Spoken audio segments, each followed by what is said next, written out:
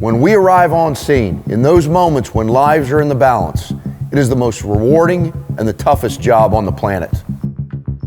When that alarm drops, all of our training, preparation, expertise, and experience come into play with zero margin for error. I'm always looking for the next best thing for us, the next big challenge. So what we are getting ready to embark on is joint ventures with other training entities around the world. I'm going to take specialists from this team. I'm going to challenge myself and you guys to see how we stack up. We'll be facing challenges like Arctic rescue in northern Canada, deep space confinement in Africa, tactical paramedicine in South America, and surf rescue in Australia. There's a very long list of friends we'll be working with across first response and military outfits globally.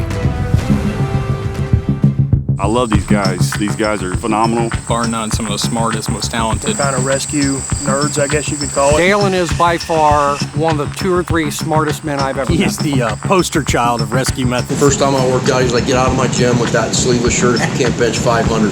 So things outside of the fire department together, and they truly are brothers.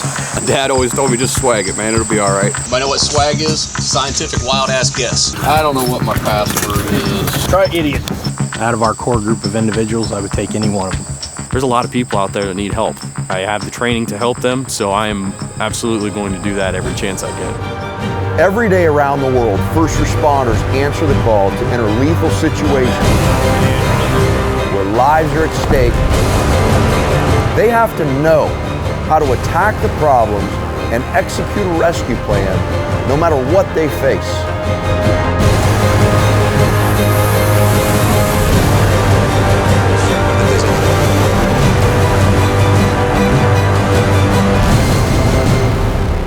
Welcome